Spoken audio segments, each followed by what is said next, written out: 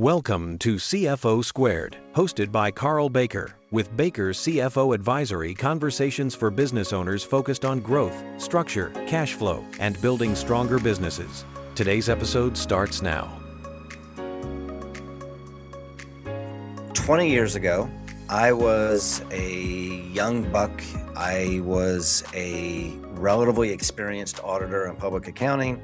I had entrepreneurial aspirations. I wanted to own my own business. I was thinking of getting out of the industry and doing something totally different. I wanted to own a Christian bookstore or a sporting goods store or a men's clothing store, all things of interest to me. Or more specifically, I wanted to open a regional coffee shop.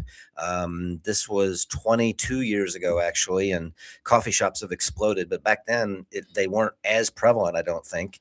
And I had this aspirations. Coffee is one of my passions. I wanted to open a coffee shop. I was thinking there's Starbucks, but there's not regional players, mini Starbucks. So I wanted to do this. I had all these aspirations. Don't want to risk my life, though. I don't want to risk my home. I don't want to risk all of my savings. I want to just go to a bank and have the bank give me a loan, and I can start this up. And voila, I'll be off to the races. So I figured I would just go about my life I would go about my planning. I had forecasts. I was thinking about what staffing levels would look like, locations, what a building plan would look like, what a shop location would look like. And I figured I would just go down this path until I hit a roadblock that I didn't want to overcome. My wife was supportive. It's easy to support when I say I'm not going to put our life at risk, our financial life, our home risk. I'm just going to get a loan from a bank and move on down the road, and they'll help me.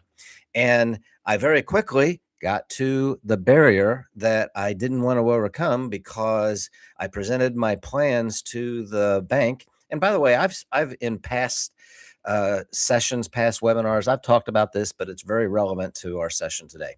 And I think it'll probably resonate, and I hope it will resonate with you. But I hit this path. I went to banks. I basically said, I'm a borrower, you're a lender. I'm wanting to start this plan and give me the money I need. And, we'll do whatever we need to do. Is it an SBA loan? Is it something else? Blah, blah, blah. I don't care. Just give me a loan. That's what you're there for. And I physically, verbally got laughed at and very quickly got the no, you have no chance of getting a loan. That was my introduction to financing, underwriting. Getting a loan is more than just reading a loan doc, understanding debt covenants. Getting a loan is really about positioning yourself to preparing yourself for understanding the way a lender thinks and to go about it the right way. So that's what we're going to talk about today, because I know that many people are going through that very same thing in their business lives. We're primarily going to talk about business lending. This doesn't necessarily mean real estate, but it might mean real estate. We're going to talk about all those things today because I know that business owners are navigating through this. Sometimes they're throwing stuff up on the wall to see what sticks. Sometimes they're just going to their bank with that same notion that I'm a borrower, you're a lender, give me the money. That's what you're there for. So we're going to talk about that. Hello, my name is Karl Baker with Baker CFO Advisory. Thank you for being here and for continuing to listen to our session, our series. And we have several others. If this is your first time, thank you. Thanks for your time. We certainly would love it if you would subscribe to our series, like this session, share it, bring this out. I know that today's topic is relevant because people are working through this. So let me do a quick introduction and then we'll get into the topic, and hopefully it will be germane. Feel free to leave us comments. Trust me, we'll get back to you. If you have comments, you can reach out to us by phone or email, and my email contact information is there. Our website is bakercfoadvisory.com. All of that will be there. And we will be responsive, I guarantee it, if you have questions or comments. So why would I, after having just told that story about my failure to get a loan, why would I have any credibility to be talking to you today about financing and advancing your cause through seeking capital. Well, I'm older now, 22 years later. I've learned a lot. At that time, I had been an auditor for 12 years. I did corporate auditing for various businesses and enterprises for another 13 years. And over the last 9 years, I have taken that skill set and I've become a fractional CFO, business advisor, and we now run an accounting firm for closely held businesses and other business structures where we're providing accounting, tax, and advisory services for businesses that are in this field where they are growing, where they are looking to advance their cause, and that usually entails seeking capital. So this is a conversation that comes up all the time, and so I am prepared. I have actually done some financing, quite a bit of financing underwriting, and financing consulting advisory work over the past several years. So I understand how lenders think, and so we're going to try to introduce a few of these concepts to you today. So that's my expertise. I would also say the finance community. I talk with a lot of bankers because bankers receive phone calls from potential borrowers, or they are in ongoing stable situations, financial reporting, etc. And they send clients to us when their financial reporting is not up to par, or the lender or the borrower says they are needing some business advice, or they're needing some financial reporting advice, or accounting or tax advice. So, why I talk to bankers all the time, and I'll just tell you that lenders, bankers, people in the finance community are longing community to understand these issues, not just throw stuff up on the wall, but to be prepared and to understand lending concepts before you go to seek financing. It's not a guess.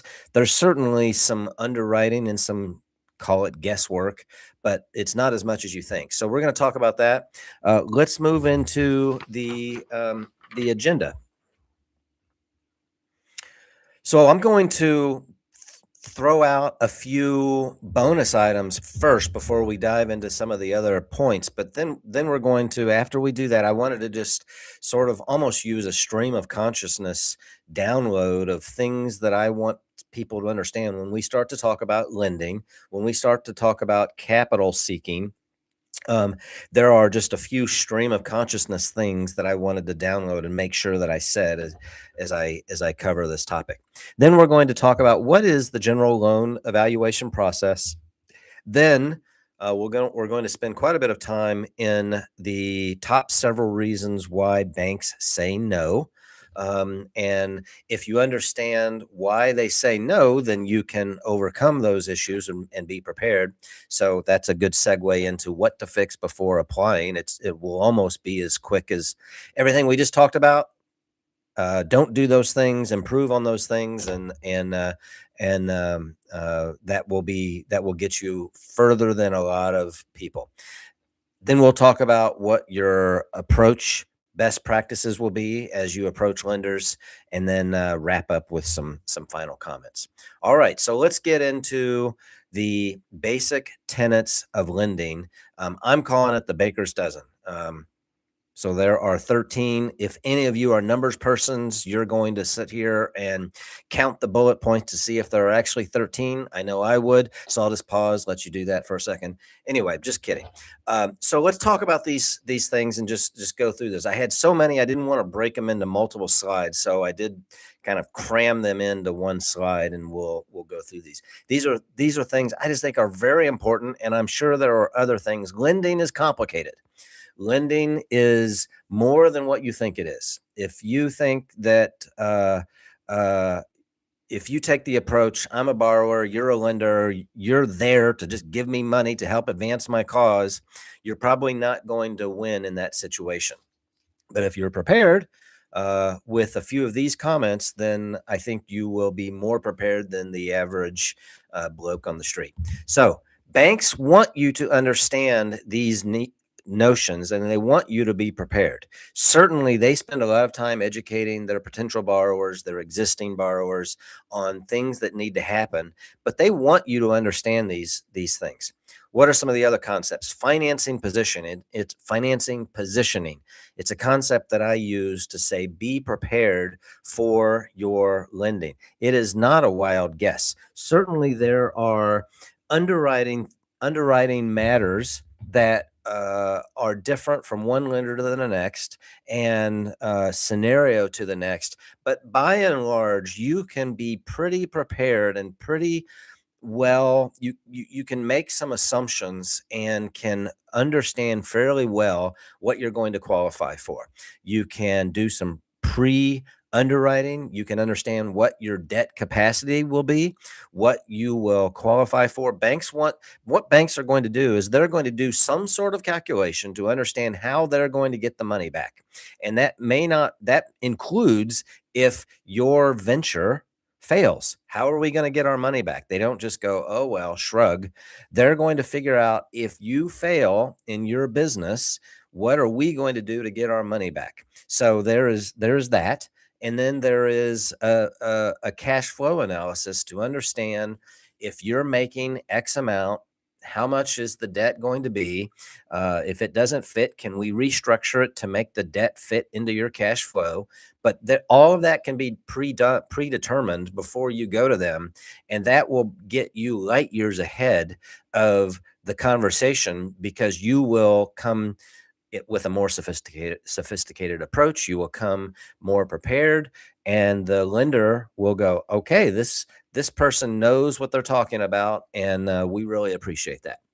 It's important to understand the C's of lending, and every lender talks about those differently. I talk about the 4 C's: cash flow, capacity, collateral, and credit. And the capacity of borrower entails a lot of other things: character, and total amount available in their personal financial statements, etc. But understanding that there all lenders use some version of the C's of lending to evaluate, and they look at them differently from organization to organization. And I'll tell you why here in a minute, but it's important to understand that. And it's also important to understand that depending on the loan type, you don't necessarily, if I talk about 4 C's, you don't necessarily need to check all the boxes for all 4 C's. Certainly, the more of them you check, the better the terms might be, the better you will qualify. But it doesn't necessarily mean that you have to check all 4. If you are looking for a loan and you don't have the proper collateral, certainly it might impact the type of loan you'll qualify for. But there are other non-collateralized working capital loans, revenue-based loans, that you might qualify for. That might surprise you. It might mean that you won't get everything you want, but maybe it will help advance your cause. But just understanding that. I talk in terms of a financing spectrum, and it's a phrase that I coined, I think. What you qualify for today may not be what you qualify for tomorrow. A startup, what an organization that is in a startup phase will qualify for is different than an organization that's been in place for 50 years, has a long-term credit history, has a strong ownership group, has lots of real estate that is in place, has strong cash flow. That's a financing spectrum. And it's important for you to understand where you are on that financing spectrum, and then understand what possible capital structures may be available to you. So that's important to understand. All banks are lenders. The next point: all banks are lenders, but not all lenders are banks. It is a truth that, and I think this is important because many people are in their local community and they think, well, I'll just go to the bank that has my checking accounts and they'll give me the loan. And if they say no, well, I guess I don't do it. I'll be mad at them and I'll shrug and figure out what else to do. No, there are many non-bank lenders in the world, in the country, that may be an option for you. And I just want to emphasize that it will be important to probably have conversations, not always. And some of my banker friends will sort of cringe at me saying this, but it's a truth that sometimes you have to seek out unknown lending sources, people that you don't know about, to advance your cause. Just yesterday, I was talking to a developer. They had called 4 banks. All 4 of them had said, we don't have the appetite for it. And as far as they knew, they were pretty much done. But I advised that person to call several other banks. I gave them some names, I gave them some ideas, and under the notion that every bank has a different appetite, I think it's important to understand that you might have to call different places, and that might include non-bank lenders across the country that are legit. They have their own lending appetite, their own underwriting criteria and process, but they're still following these tenets of lending. Lenders, let's see. Lenders follow the basic tenets, but they have different appetites, and those appetites change. Okay, I sort of just talked about that. Those appetites change. I'll just keep it to the concept of a bank. Today, a bank may not be interested in hotel lending because they have too many hotels in their lending portfolio. So right now they've slowed down. What bank A may have slowed down in hotel lending. Or maybe it's because of a market situation with hospitality. Think COVID when nobody was traveling. So they're not interested in loaning to hotels in that moment because of the poor cash flow. However, we're going to go fast forward 5 years. Maybe a bank that wasn't interested in hotels 5 years ago may be interested in hotels now. That's just an example. Appetites change, and every lender has a different appetite as they go along. In the same community, looking at the same set of facts, lender A and lender B may have a totally different appetite, and that variety is how they're advancing their cause and how things are getting done in the community. All right, I think this is super important. You do not borrow from a position of weakness. You borrow from a position of strength. So I hear all the time, well, I needed a loan. It seems like lenders or banks give money to to people that don't really need it. They're rich. They have lots of money and they're borrowing and they're getting a loan. Here I am. I don't have any cash and I need that loan in order to advance my cause. Think to my story at the beginning, kind of like that. You don't borrow from a position of weakness. You borrow from a position of strength. Lenders need to understand how they're going to get the money back.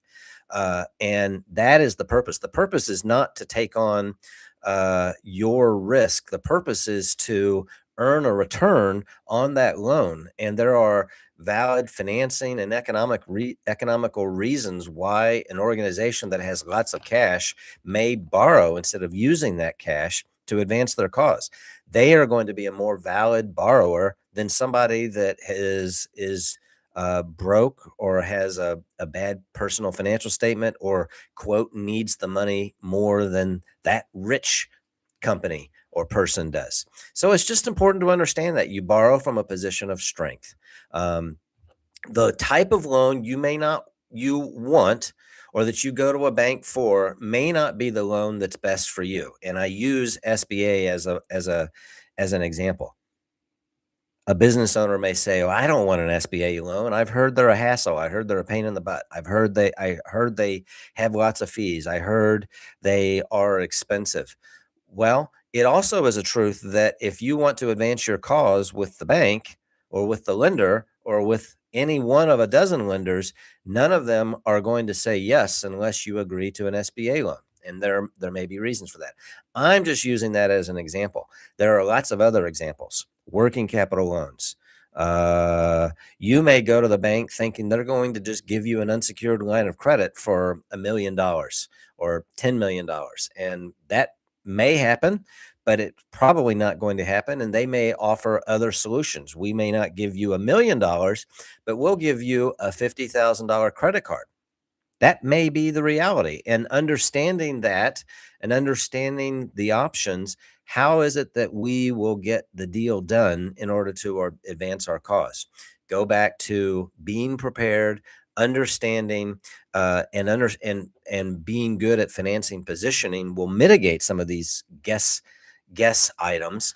But that type of loan you want may not be the type of loan that will actually help you get the deal done. Hope that makes sense. Banks are not going to take your business risk. So I go back to my example. Why did I not get a loan 22 years ago? Because I was asking the bank to take on my business risk of starting a business. Maybe I wouldn't have been qualified to secure a following of customers. Maybe I would, maybe I wouldn't. But there was no um, leading indicators that I was going to be able to do that because I hadn't done that before. There wasn't enough warm fuzzies being given to the lender to give them a sense that they were going to get their money back in no uncertain terms. Starting a business takes business risk in order to establish credit history, in order to establish cash flow history, business history. In order to do all that, it takes some experience. And as you're doing that, you're navigating through and taking on business risk to make that business succeed. The lender is not going to take on that business risk for you. They are going to give you a loan to help advance your cause, but they're not going to absorb that business risk. Hope that makes sense.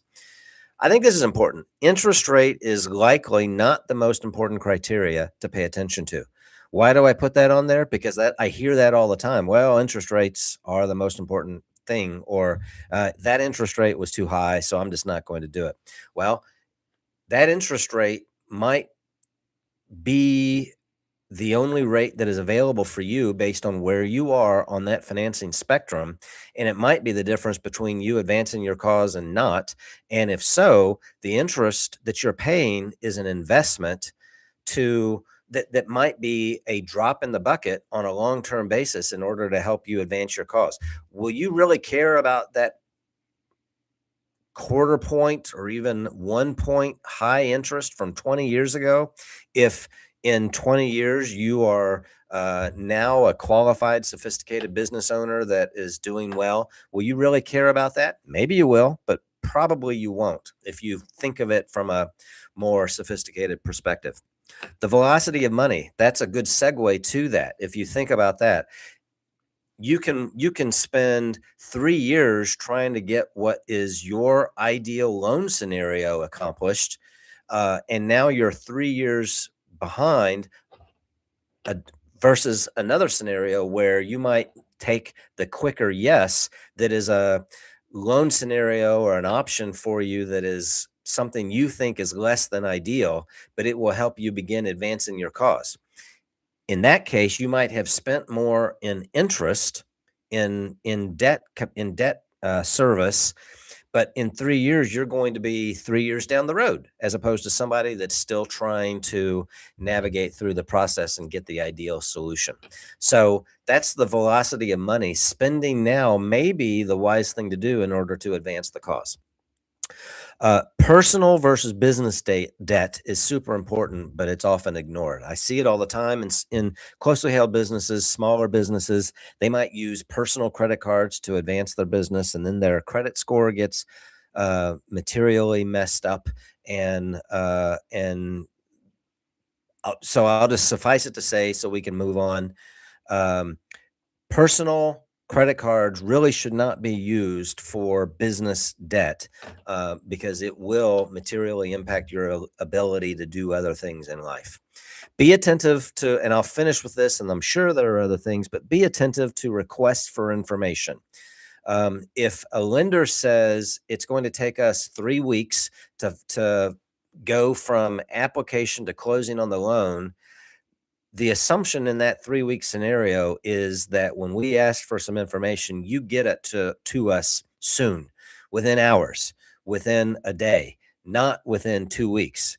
For every moment that they are waiting for you to send information back to them from their request, that will tack on to the end. And I was just talking to a lender about that yesterday. And oftentimes a borrower will then complain that it took so long, when if you actually look at the details of the information exchange over the underwriting process, much of the time delays were because of delays in receiving requests for information. So it's very important to navigate through and be attentive to that process. All right, all of those were introductory stream of consciousness comments that I wanted to just download. Think about those things as we navigate through the rest of the session. Um, so how we're going to talk about how banks evaluate loans. Then we're going to talk about the several reasons why banks say no. You can get a flair for that from what I've been talking about in the past 25 minutes. 25 minutes. All right, and then we'll wrap up with some best practices. So, how do banks evaluate loans? And we talked about the C's, but just navigating through a few of these steps. First, there is an upfront risk assessment, navigating through what is the credit of the borrower. Sometimes that's more important than other times, depending on the loan. There are loan types out there where credit is not considered one bit. For investment properties and other types, there are scenarios where credit is not evaluated, but for most business lending, credit is evaluated. Personal credit is evaluated. Cash flow. What is the cash flow? Is there room in that cash flow to give the borrower an appropriate return, because they need to have a return in order to have stick-to-itiveness in their business. So they need to have, but then there also needs to be room in there to pay back the lender. So there needs to be a couple things going on there in that cash flow. Collateral. What sort of collateral is available? What's the capacity of the borrower, their experience, their personal assets, their involvement in the business, etc. What is the industry? What are the environmental matters that are going on with that scenario? I talked about a hotel industry today. Not This is just an example, but the hospitality industry may be thriving, whereas a manufacturing industry may be not thriving, and that both of those are not real scenarios. I'm just using that as an example. So understanding the environmental impact and what is happening in the world will certainly impact the lender's appetite.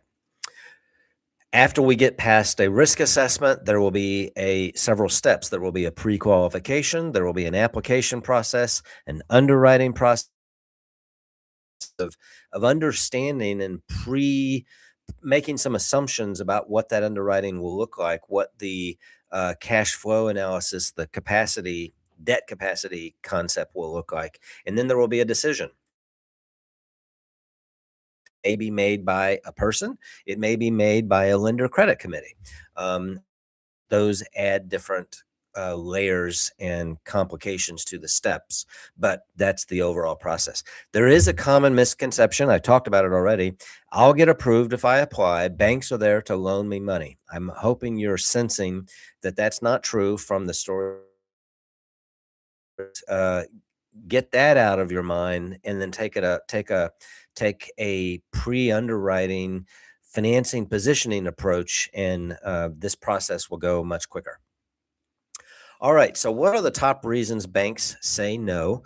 There are 6 reasons why they say no, and I'm just going to keep jumping into this. But the last one, I don't have a slide for it, but I've already talked about it for a couple minutes. But I just think it's super important to understand banks are not going to take your business risk. As we navigate through this, remember that and remember the other tenets. All right, let's navigate through. The no reason number one: weak financial statements or poorly prepared financial statements, overall condition of your financial reporting. And I see it all the time, not with my clients, because my clients, once they start working with us, they have quality financial reporting. But I see it all the time with prospective clients. I hear about it in the market. I talk to lenders. One of the number one reasons why lenders refer clients to us is because they have not surrounded themselves with a skill set and professionals, either internally or externally, depending on their situation, that helps them achieve quality financial reporting. Talked about it with a lender just yesterday. Multiple conversations about it this week alone. Understanding that there is a need. We talked yesterday about the fact that there's a perception that accounting is a necessary evil, that financial reporting, paying people, whether it's internally or paying somebody like us that does outsourced accounting, um, paying for the effort of getting accounting done and financial reporting done, it's just a necessary evil, and we're going to squash as much of that down as we can. And I'll just tell you, that will, on a long-term basis, be a hindrance from you trying to grow. If you're a $1 million business and you're trying to get to 10, 20, $30 million, the processes and structure in place to get to that level will be materially different as you grow. And a key component to that will be the finances. I'm just telling you it is. There's lots of other key components. You'll have a more sophisticated overall operation staff, HR, sales, marketing, client service, customer service, all those cases, but you won't be able to access the capital you need to grow unless you have quality financial reporting. So inaccurate, incomplete, outdated, untimely record keeping, no clear profit and loss statement, no cash flow reporting, no balance sheet. I hear a lot about a heavy emphasis on the income statement, but when a lender is looking at your finances and the economics of your situation, they're going to want to understand what it is, how it is that you're operating, and understand that story. That's the income statement, the P&L, and the cash flow. But they want to also want to understand what is your financial position. That's your balance sheet. How much do you owe other people? Do you have lots of other debt? Well, that's going to materially impact my ability to be able to say yes. It will impact my consideration. So the balance sheet needs to be important. Commingling personal and business activities is a super common thing for smaller businesses, especially, and getting those activities separated will materially impact the quality of your financial reporting. Overall comment: banks need organized, accurate, timely financial statements. And I've had several conversations over the past couple years with bankers that said, I have a long time deposit client that came to us thinking that we would be able to just now extend this relationship to a lending scenario. And we said, great, we'd love to do that. Let me see your financial statements. And they say, well, we don't have one. We haven't had, our bookkeeper is behind, or we don't have a bookkeeper, or we don't want to pay for one, or we've hired an outsourced bookkeeper, but they're behind and they haven't given us financial statements in 6 months. We don't know. We just know we have cash in the bank and we have all these plans and we want to move forward. Well, the lender scratches their head and says, well, sorry, we're not going to be able to help you until you get these financial reporting scenarios cleaned up. So number one reason in this list, and probably the number one reason that lenders and borrowers get stuck in the process. Number two, poor cash flow management, insufficient liquidity, erratic revenues and expenses. Maybe they're not predictable. Those things need to be predictable, and there needs to be a history that supports what your predictions are. Does that make sense?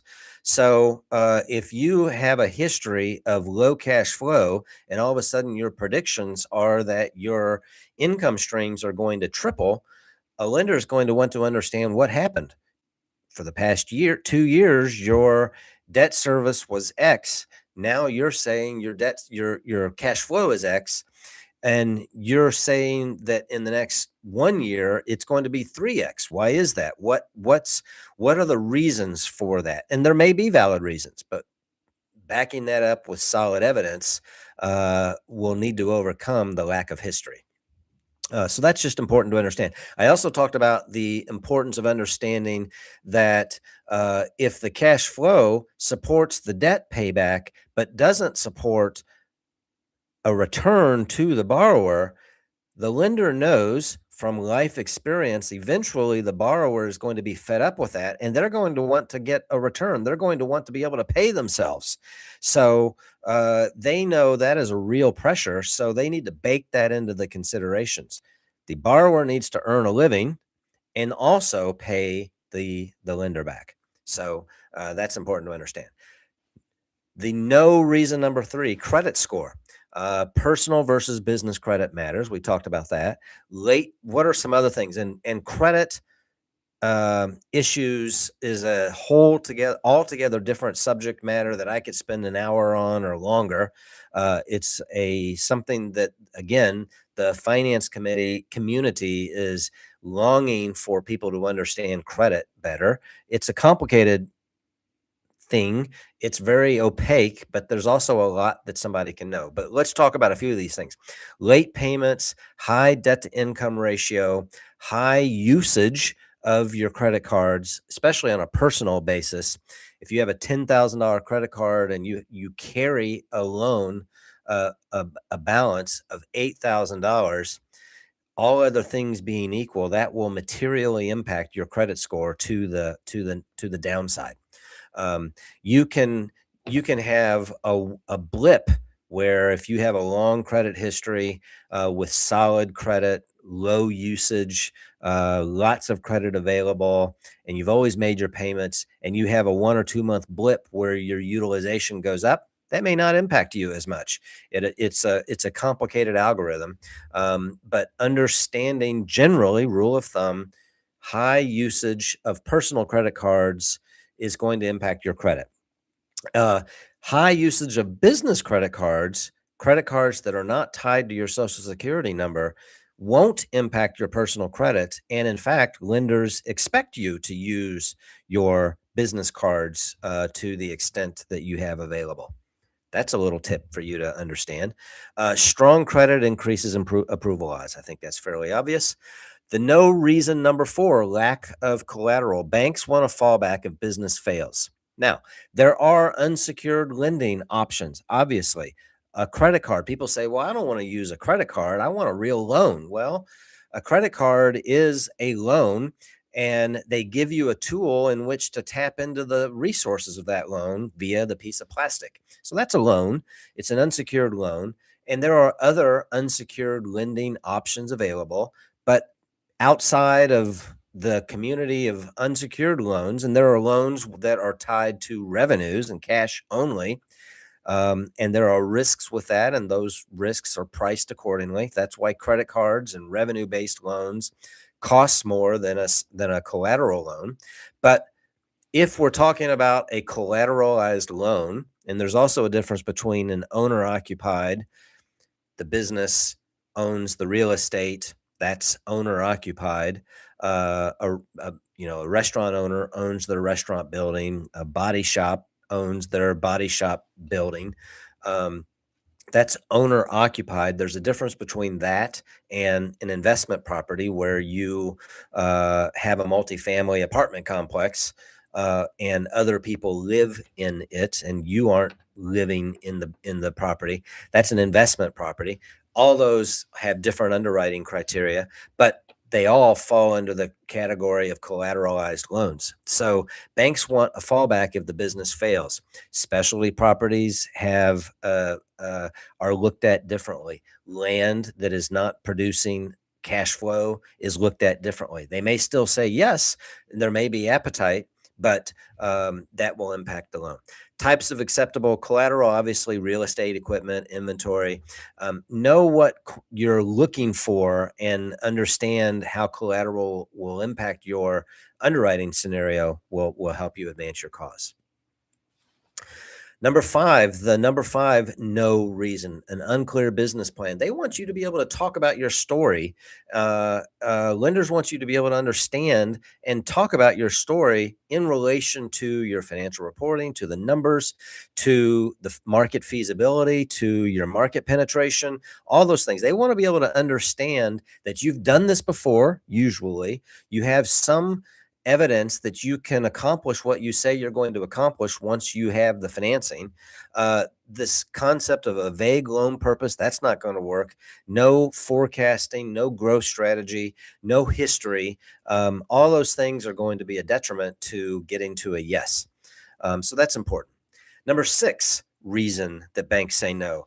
And I've lumped a lot of things under this. The industry, and we've talked about all these things today. The industry, market, borrower risk, your experience. If I am kind of like what I did 22 years ago, I was a seasoned corporate auditor, a seasoned CPA, but I was not a seasoned coffee shop owner. They took that into consideration. Why would a lender, all other things being equal, why would they think an accountant has the skill set to run a coffee shop without other criteria that mitigates that risk? I'm certainly not saying that it doesn't happen, and I'm certainly not saying that a borrower can't make that switch, but you have to overcome the risks that the lenders are going to evaluate when doing that. And certainly you can make that change and finance it yourself for a while if you have that capacity, build that history, and then seek financing. But anyway, borrower risk makes a material impact on the underwriting. Market risk, we've talked about that. Industry risk, what's going on in the world, what are the environmental factors that should be taken into consideration? Is that industry a thriving or a dying industry? Material influences towards an underwriting decision. All right. So those are the things. If you are familiar with those things and being proactive as you are seeking financing, you will go a long way.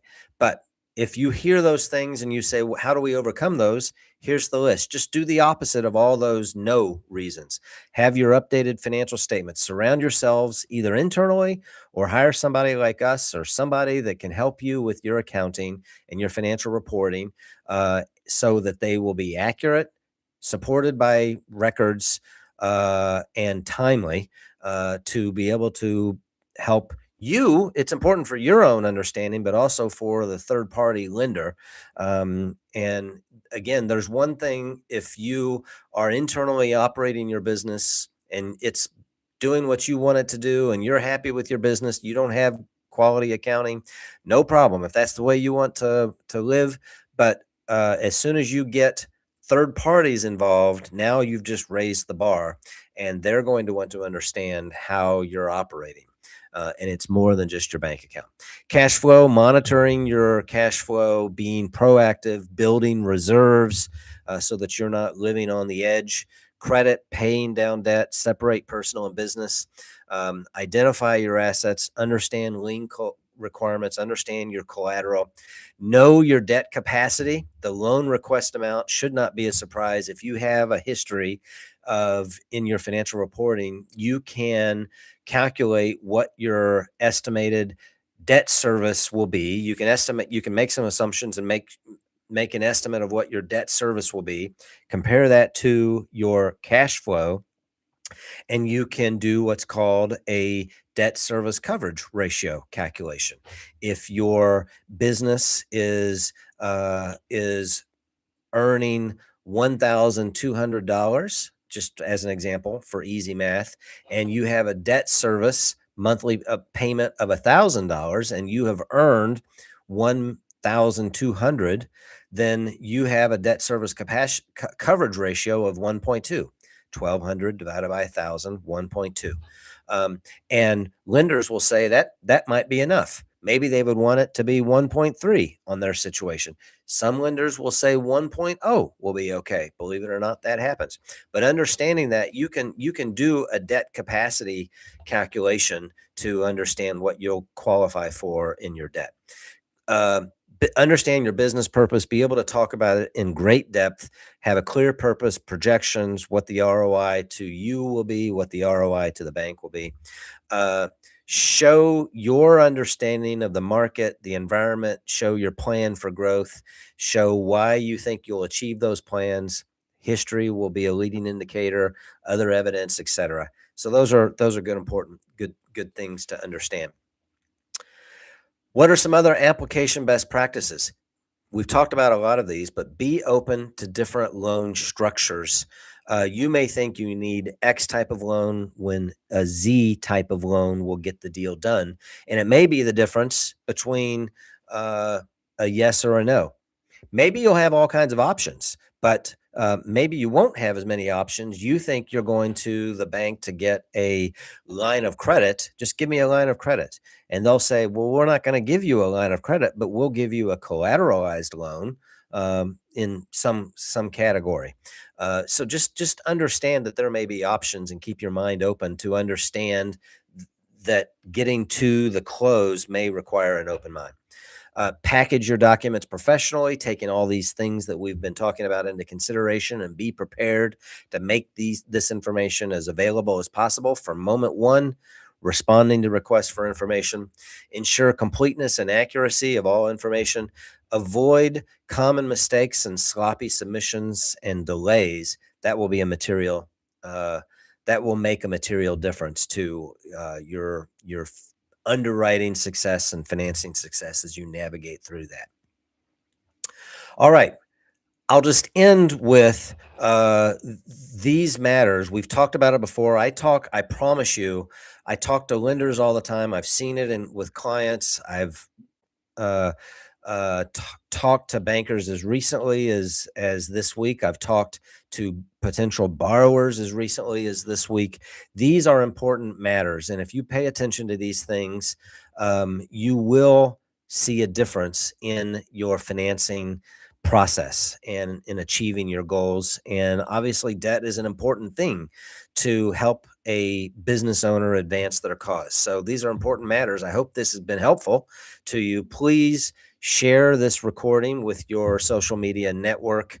Like the video, please. Subscribe. We do this once a month, and sign up for notices. And also, we are here and available to you to navigate through some of these. I am always willing, for a free of charge basis, to have a conversation with you to understand what your issues may be. We may be able to help you. We can make an assessment on that and just talk, and I'll give you some tips and some thoughts about these things, and always happy to have a conversation. That's how our relationships start, is through a conversation like that. We have a great series on our website. You can sign up for us to deliver them to you. We have a great series of white papers, including one on this topic. Look on our website for other white papers that we've done over the recent history. And I think there are lots of good nuggets there, and will be helpful to you that you can evaluate on your own time. Next month, I just can't emphasize enough, thank you. And next month, we're going to talk about how to create systems as you are a growing business, how to create systems when you don't have time to create systems. What is it that you need to be doing, and what are some of the tips on that? So on March 19th, we'll release an episode on that. Reach out to us. I have my contact information here. BakerCFOadvisory.com is the contact website. Phone and email is there as well. Thank you again. We really appreciate you listening, and hope this has helped you. And feel free to reach out and just say thanks a lot. Bye-bye.